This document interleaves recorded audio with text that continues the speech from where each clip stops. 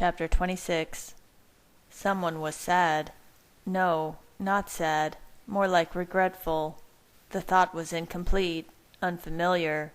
I glanced up, looking around the office, but it didn't seem to come from anyone in the room, even though it had felt close. Concerned, I spread my mind out. Was someone approaching the house? I cast around anxiously, only hearing Jacob approaching, in human form. "What is it, Edward?" Jasper had been waiting down the hall for Alice, and he sensed my heightened anxiety. His face appeared in the door. I shook my head slightly, and he quickly backed away and disappeared. "Just one more minute, Bella," said Carlyle. Bella nodded, her face still very pale. I squeezed her hand gently. "Alice," I murmured, "Jacob is nearly here. Could you meet him?" I didn't want Jacob to worry when he arrived and didn't see us. Plus, I figured Alice would enjoy the excuse to see him. She nodded and disappeared out the door. Carlyle glanced at me. "Does he think it's safe to go out?" I gave a short nod. "Thank goodness," Carlyle thought. "We will run out of blood for Bella in several hours, and your brothers." A flash of concern passed over Carlyle's face. Emmett and Jasper had been in the bedroom the last several hours, only making rare appearances. They were too thirsty to be safe around Bella any more. Esme was also keeping her distance. Carlyle turned back to the X-ray. "I don't see any sign of a break, Bella," Carlyle said, holding the film up for me to inspect. Rosalie let out a big gush of air. "See, I told you I didn't hear a crack. You need your ears checked, Edward. Typical overreaction." My teeth pressed together very hard, but I did not look at her. I just lifted up Bella's hand and kissed the back. "I'm sorry I made you come up here for nothing," I whispered.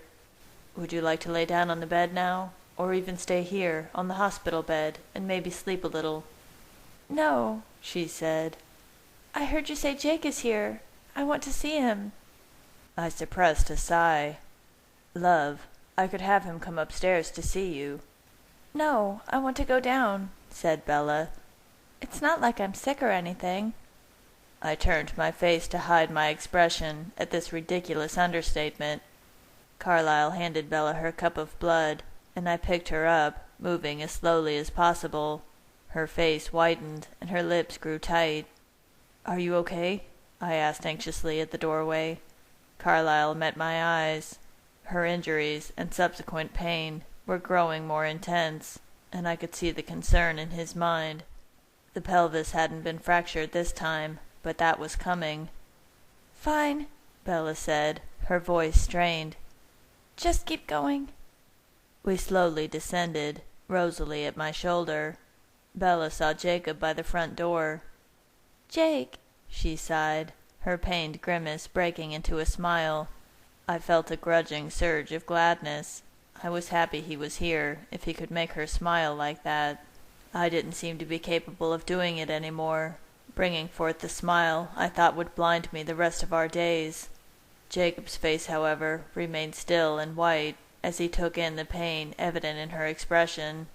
I moved slowly over to the couch, lowering her gently, and then knelt down by her head. "Carlyle," said Jacob, "we went halfway to Seattle. There's no sign of the pack. You're good to go." "Thank you, Jacob," Carlyle said quickly. "This is good timing. There is much that we need." He glanced at Bella, wondering where to try first for the blood she needed. He did a mental calculation of how much she would drink over the next 3 to 4 days. "I'm concerned I won't be able to buy enough in one stop," he thought. "Honestly," said Jacob, "I think you're safe taking more than 3. I'm pretty positive Sam is concentrating on the push." Carlyle mused for a moment. "I trust his judgment on this. He knows Sam and his ways far better than we do." He glanced around the room, his eyes flickering upstairs. "Best still if Alice goes on both trips. Esme and I will hunt with her and Jasper, and then she can take Emmett and Rosalie." I didn't meet his eyes. I knew that Rosalie had no intention of leaving Bella. She had been thinking about it since we had discussed the hunting trip. She had kept quiet, not mentioning it to Emmett, knowing he would be upset to leave her here. "If you think so," Carlyle said aloud. Alice, Esme, Jasper, and I will go. Then Alice can take Emmett and Rosalie. Not a chance, Rosalie snarled. Emmett can go with you now. Damn it, Rose, Emmett hissed under his breath upstairs. A long line of expletives went through his brain. He was furious to leave her behind, alone with me and the wolves, and yet he knew he had to hunt. You should hunt, Carlyle said quietly. Both of you. His eyes flickered to me, and I looked down.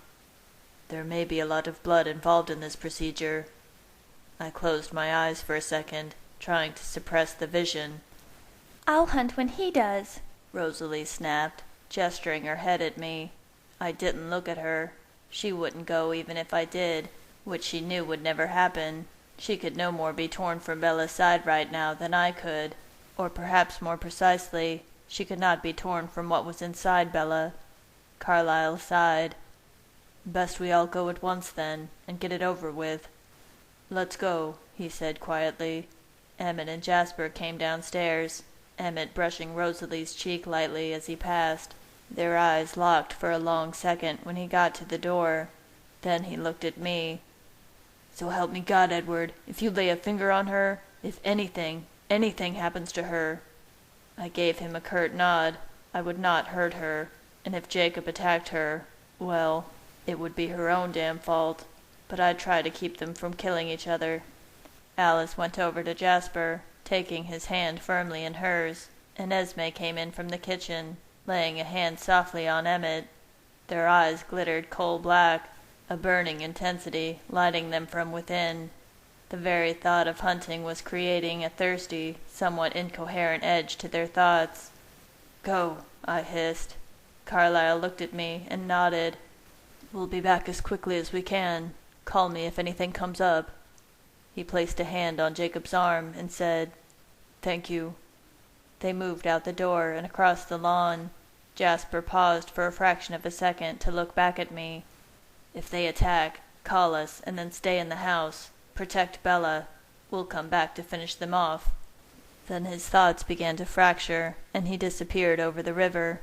As I watched them go, I had a sudden fearful hope that no human would mistakenly cross their path. As if in answer, Alice threw me a vision of all five feeding on a herd of deer many miles out. I looked back into the room. Jacob was watching my family leave, uncertain whether to stay or go. Time to get lost, dog, Rosalie thought. She was eyeing Jacob with irritation. Jacob sensed her disapproval. The chance to ruin Rosalie's morning is just too good to give up, he thought, moving over to the chair next to Rosalie. He sat down, lying out in the chair so that his foot dangled over the arm near Rosalie's face. That smell is completely vile, Rosalie fumed. Ew, someone put the dog out. Have you heard this one, Psycho? Jacob asked. How do a blonde's brain cells die? I can tell you how an obnoxious mutt should die, thought Rosalie, savoring a quick vision of tearing Jacob's foot off his body, but she didn't know the joke. Well, Jacob laughed. Do you know the punchline or not? Anxiety was seeping into Bella's eyes. She didn't like the tension between Jacob and Rose, and myself as well.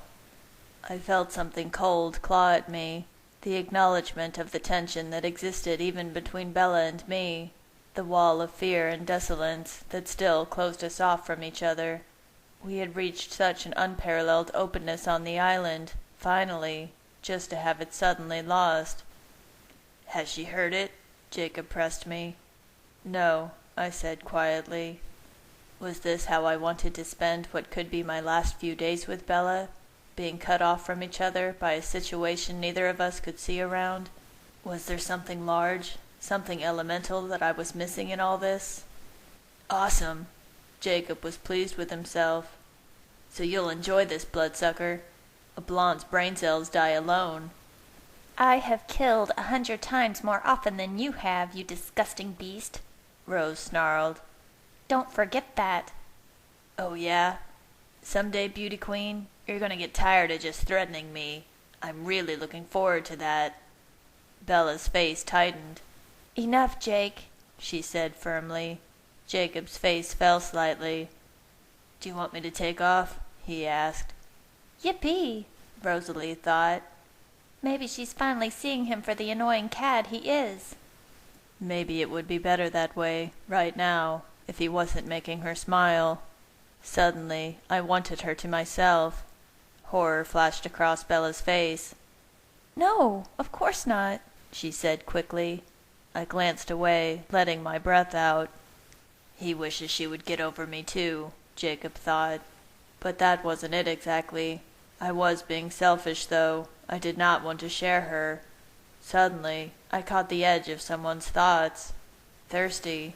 No, not thirsty exactly. Hungry? It was too vague. I glanced up, annoyed. If Rosalie was battling her thirst after refusing to go hunting. But it wasn't Rose. She was hating Jacob and worrying about Emmett. Jacob was moving his foot even closer, hoping it would annoy her. It was. Then Bella picked up her cup. She took a long draw in the straw, her expression blank, emptying the contents. Air pulled through the straw, and she glanced down, her face wrinkling in concern. Rose, do you mind getting me some more, please? Bella asked, holding out the cup. Rosalie smiled, taking the cup and breezing into the kitchen. For a long moment I couldn't move, caught in utter stillness. If I had had a heart, it would have stopped beating. A strange realization was creeping onto the edges of my mind. It had been Bella who was thirsty. Bella had been thinking about being thirsty. Edward. I jerked my head.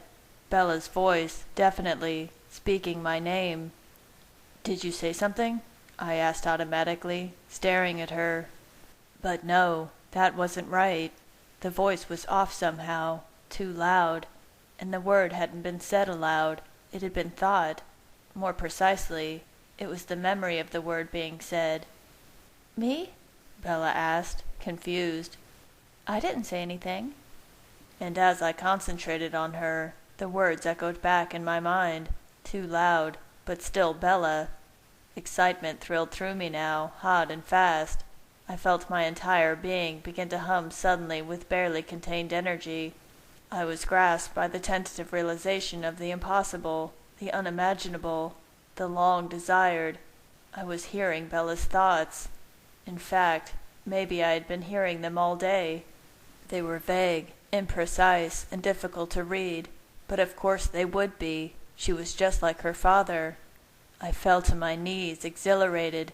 Why had I been blessed with this gift, this miracle now? I couldn't imagine, but I would take it, and thank God, or angels, or whoever had bestowed it on me. I focused all of my energy on her, trying to bore through, greedy to hear more.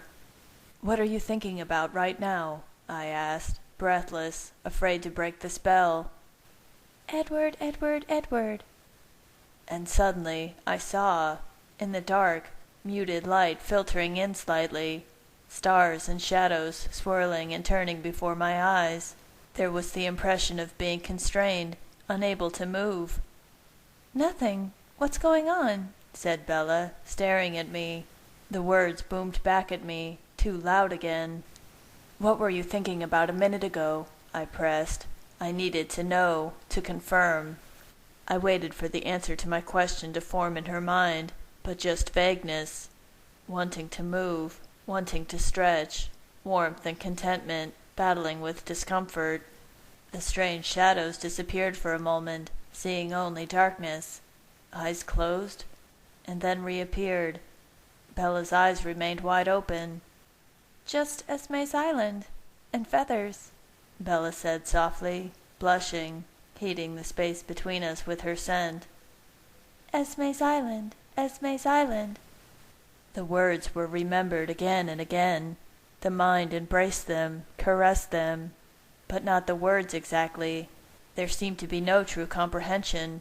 It was the sound of Bella's voice, that cradled the mind, enthralled it.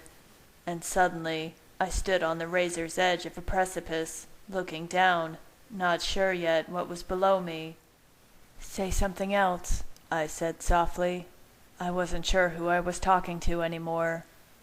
"Like what? Edward, what's going on? Edward, what's going on?" And oh, the burst of joy at the sound!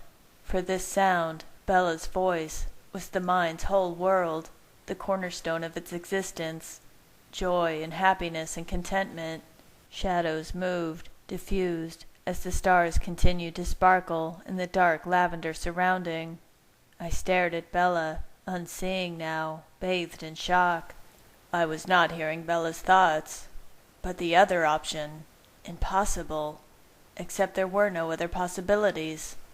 But what I was hearing did not fit into my expectations. What I thought I knew to be true. What had to be true to feed the hate and the fear. Because what came to me from this mind was gentle, peaceful, and pure. I placed my hands on her stomach, drawn by something deep inside me. I wanted to hear more, to understand. Bella's voice was remembered again and again, and radiant happiness flowed through the mind into mine. The feet. I paused, realizing even as I spoke something critical was altering. Suddenly, I could no longer use that word, and the cold anger it represented. The word stuck in my throat, tentatively, not really sure yet what I was saying, what I was acknowledging. I chose the term that had fallen from Bella and Rosalie's lips so many times before, but never from mine. "The baby likes the sound of your voice," I whispered in a rough voice, my hands feeling the gentle, minute movements under Bella's skin as the universe swirled. Everyone was silent for a moment. "Holy crow, you can hear him?" Bella yelled, too loud. Panic, an unstoppable movement of surprise, pressure. Bella gasped in pain. Following the thoughts, the sensation, I moved my hand towards the movement, caressing Bella gently. "Shh," I said softly. "You startled him." And there was the sadness, the regret I had felt earlier. He understood he had hurt her. He was trying not to move that way again. He did not want to hurt her. "Sorry, baby," Bella said softly, her hand gently touching her stomach. "Baby, baby, baby." Bella's voice echoed on, as thoughts soared with happiness, pulling me in with them, up and up, and the delighted knowledge, the unbelievable comprehension that Bella was talking to him. "What's he thinking now?" Bella asked urgently. He, or she. I paused. Could I tell that the mind was male? Or was it just Bella's surety that influenced my thoughts? I looked up into her eyes. They were cresting with unmistakable emotion, glowing with adoration and happiness. I felt some sort of guard, some barrier, begin to slip, move away. The fact of what I saw in this mind was so incredible, so unexpected, but so simple. "He's happy," I said, my voice sounding so unlike my own, curving with wonder I didn't know existed. Diamond tears formed in Bella's eyes, gliding down her cheeks, each shimmering with her own individual prism of light and color. Happy. What was inside Bella was not bloodthirsty, or violent, or hateful, but happy. My mind was stunned, struggling to process what was truly occurring. I was hearing the thoughts of what Bella was carrying. They were not the twisted, mindless thoughts of a monster, a killer. This was a mind filled with gentle kindness, who sought warmth and happiness, a mind that did not want to cause pain, to hurt. Not the mind of a monster, but that of a child, our child. I pressed a hand against my chest, where something was starting to burn, to glow. "Of course you're happy, pretty baby. Of course you are," Bella said in a gentle voice, her hands moving in slow circles around her stomach. The child reveled in her attentions. "How could you not be, all safe and warm and loved? I love you so much, little EJ. Of course you're happy." Did she say EJ? Her words pulled me away from the mind for a moment. "What did you call him?" I asked in confusion.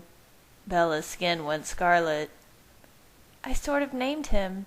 I didn't think you would want, well, you know." A dark shadow began to move in, as everything I hadn't wanted tried to weed its way into my thoughts. I pushed it away for now. "EJ?" I repeated, realizing it was initials, not one word. The E must be for... Your father's name was Edward, too. My mind wrapped itself around the scope of this concept. My father's name, my name, and now...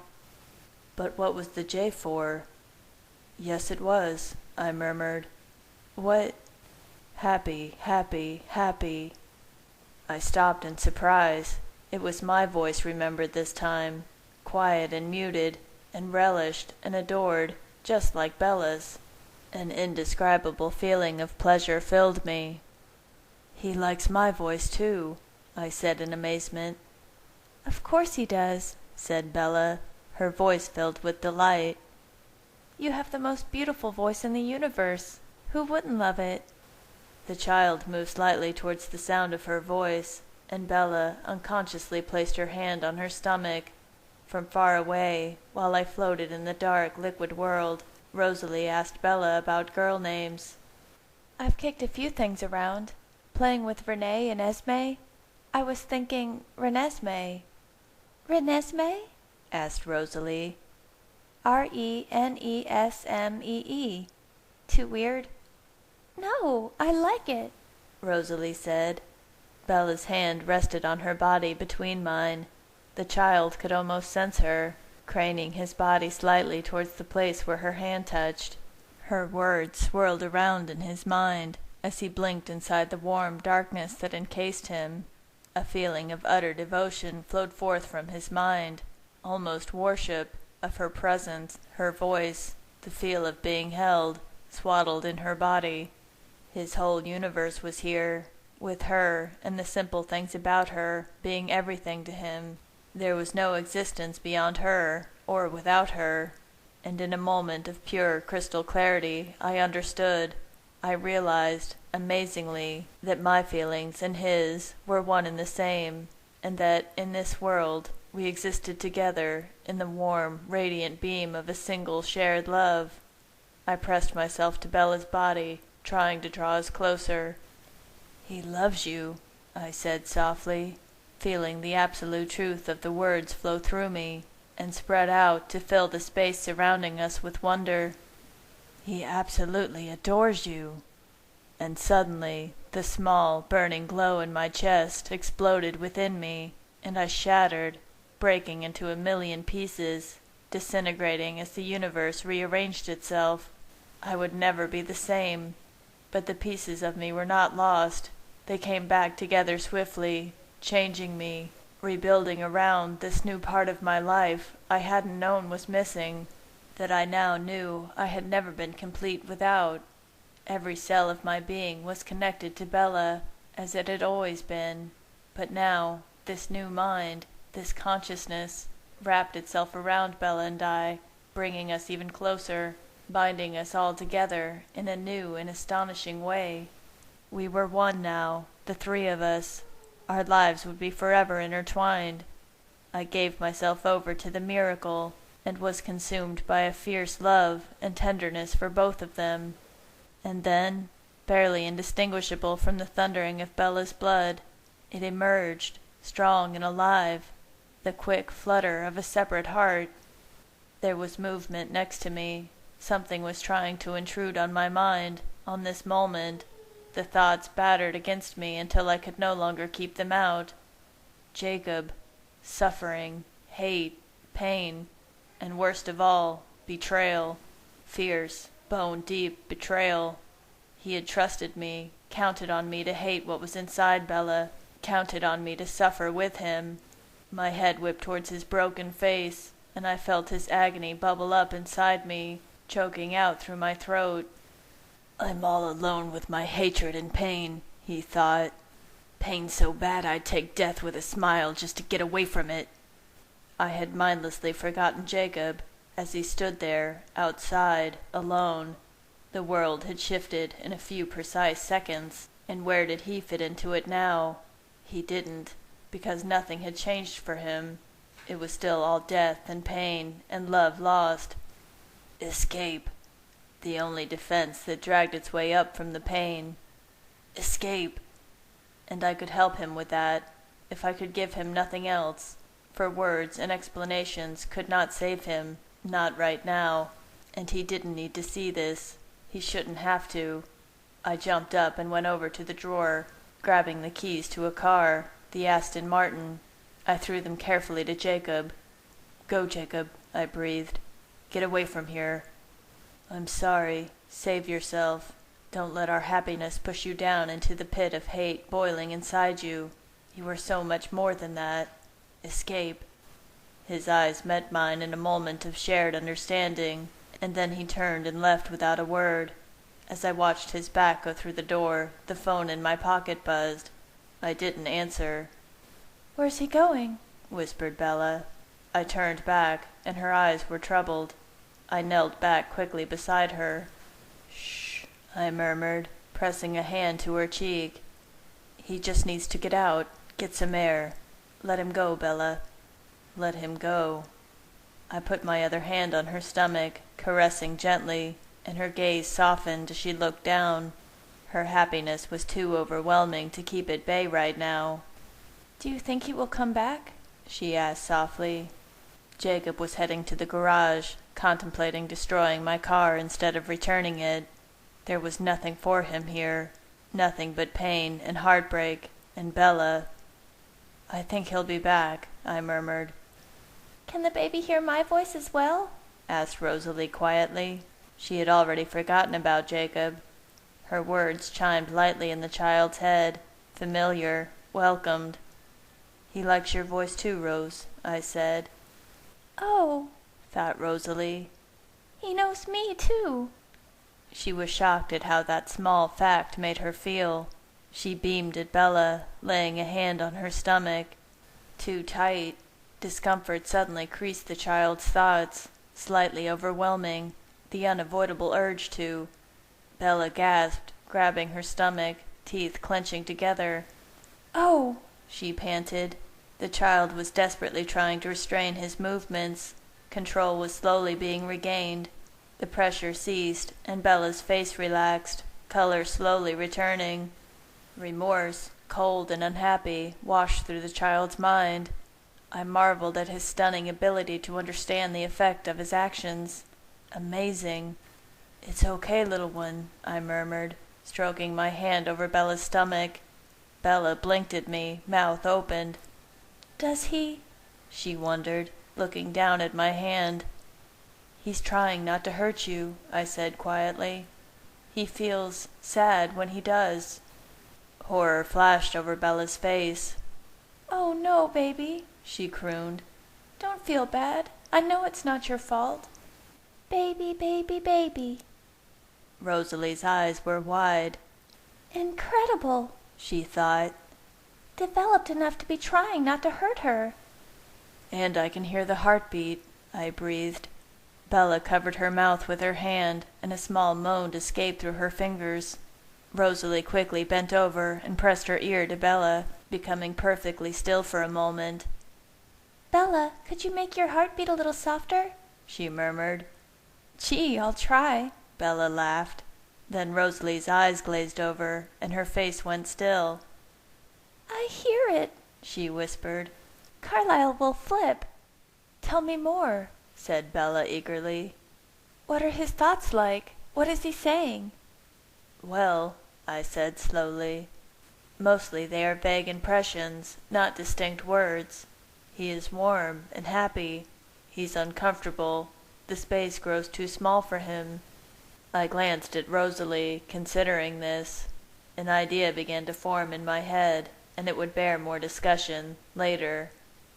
"He likes to listen to our voices, and remember, and repeat what we have said in his mind. He understands when you're talking to him." "Oh, Edward," Bella breathed. Her heartbeat quickened, and she reached out to clutch my hand with hers. "And you? Really now? You're happy?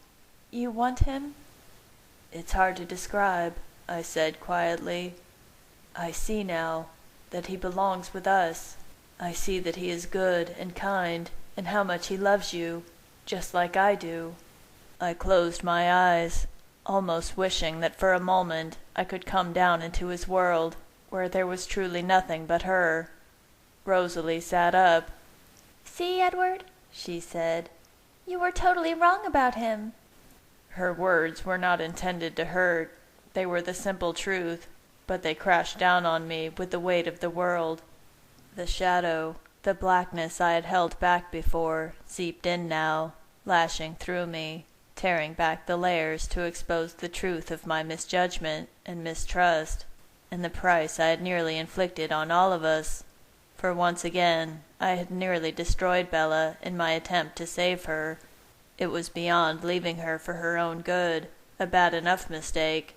I had been willing to drug her and tear away from her something she loved, all in the name of protecting her. I had been dead wrong, and had I gotten my way, I felt like my insides had been turned inside out at the thought. I dragged myself up, pulling my hand from Bella's and staggering back a couple of steps. "Oh, Bella," I whispered, looking down at her in despair. Bella grew still, her eyes on mine. "Rose, could you give us a moment alone, please?" she said softly.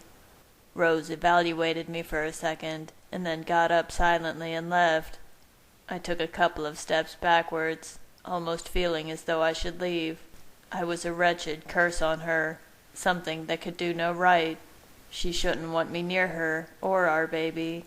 I was a menace to those I loved. "Edward," Bella groaned. "please don't do this." "But Bella," I choked out, "after what I wanted to do, after what I tried to do when we got home from the island." "It's okay, Edward," Bella said soothingly. "I understand. I always understood." "Bella," my voice was rough. "I'm so... "No, Edward," Bella said firmly, although tears were beginning to sparkle again in her eyes. "Do not apologize. You are just trying to keep me safe. I know that." "Bella," I moaned, "I was wrong, again. Always wrong. Always trying to help you, but ultimately hurting you. You needed me so badly during this time, and I wasn't there for you. I didn't trust you or listen to you. I tried to undermine everything you wanted." I looked up at the ceiling, shaking my head. Blind and stupid, unable and unwilling to try to understand. I looked back and saw tears rolling down her cheeks, her head slowly moving from side to side. "You are so forgiving, so kind," I whispered. "But I was wrong." "No," Bella said, her voice coarse with tears. "There is nothing to forgive. You don't need to be sorry. You didn't know then." The child moved anxiously inside her, recognizing the distress in Bella's voice, not understanding its origin. I reached out my hand slightly, hating any distance between us, wishing there was some way I could comfort both of them. She peered into my eyes. "Do you understand now, though?" she said softly. "What I felt in that moment, when I knew I wanted him?" "Yes," I whispered. "Then that's all I need to know." I closed the space between us, kneeling down in front of her. She looked down, tears dripping from her eyes onto the floor, silver raindrops. I reached out and lifted her chin, pulling her face up so her eyes looked back into mine. "Please, Bella," I said gently. "I am so sorry. I should have listened to you, trusted your instincts." I paused, trying to frame my thoughts, understand what I was striving for. "I am your husband, and I need to do more than just protect you. I need to hear you, to see you." I moved my hand up to curve around her cheek. "You are the whole world to me, and I should have supported you. I'm sorry." She looked at me, her eyes still a little defiant, but I could see something working behind them. Finally, taking in a deep breath and letting it out slowly, she nodded. "Okay, Edward," she said quietly. "You don't need to apologize, but thank you." Her acceptance washed over me, pushing the darkness aside, and for now I let the light in. I felt a smile form on my face, and her expression filled with delight. My phone buzzed in my pocket again. I ignored it. I leant down and pressed my lips to Bella's, breathing her in, tasting her on my tongue. "I love you, I love you, I love you," I said, kissing her cheeks, her eyes, and her neck. Her hands gripped my shoulders. "I love you too, Edward," she sighed. "So much." I lay my head on her stomach again, closing my eyes. Bella's hands caressed my head, and she laughed. "What is he thinking now?" she said. But it was dark and quiet inside her now, peaceful, a musical murmur of sounds, like water running through a brook, cascading through the mind. "Resting, I think," I said, chuckling. I felt a deep and fundamental satisfaction. "I can't wait to hold him," she mused. Her voice was light, free, and I knew she was enjoying finally being able to share her thoughts with me, this wall between us finally being down. I felt ashamed she had been forced to hide them before. "Only a few more days," I murmured. Black night eclipsed me suddenly, like the shadow of a large, winged beast briefly blocking the sun as it waits for its prey. The danger of the birth remained imminent, real, and I still hated the crushing enormity of the risk to Bella, the cruel fear of how much could be lost. But as I raised my head and looked into Bella's eyes, I realized that although much remained the same, everything was different. For now I was not fighting against something.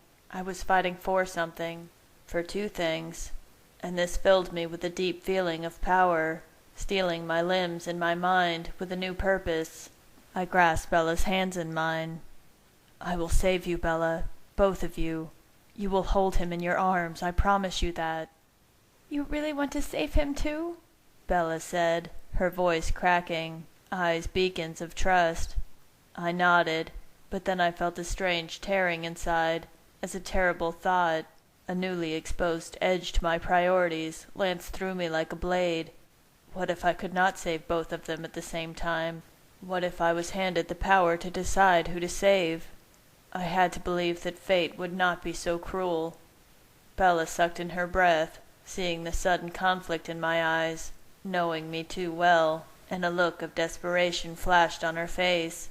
The child, more alert from Bella's anxiety, shifted slightly, eyes opening, watching the stars within his own private galaxy. Bella grabbed me, catching my sleeve with her hand and twisting it in her fist. "Edward," she choked out. "You have to promise me. You... Her words paused as she breathed hard. "Sorry," Rosalie said quietly from the doorway. Bella and I glanced up quickly. She moved slowly towards me, holding out her phone. "Edward, it's Alice. She really wants to talk to you." That must have been who was trying to call me. I shook my head, trying to dislodge my thoughts from my conversation with Bella. I wondered what Alice had seen. Rosalie put the phone in my hand. "I didn't tell her," she whispered, smiling slightly. "I thought you might like to share the news." Her eyes were cautious, and I smiled back. I took the phone and put it to my ear. "Edward Cullen!" Alice shrieked. "Why haven't you been taking my calls? Why do I have visions of you smiling? Why do I see you hugging Rosalie?" I glanced up, and Rosalie raised her eyebrows. "But Bella is still so blurry. What is going on?" "Everything's okay, Alice," I said, smiling at Bella. But Bella still looked weary. I could tell she wanted to talk more with me. "More than okay. Where are you?" "Jazz and I are almost home," she snapped. "Answer my question. What has changed? What... Oh!" She paused, pulling in a breath. "Why did everything just disappear?" Damn it. I had not been paying attention. My head snapped up, and I immediately sensed the movement outside. A wolf was approaching, and I felt a stab of shock at who it was. Leah was coming, and she was not happy.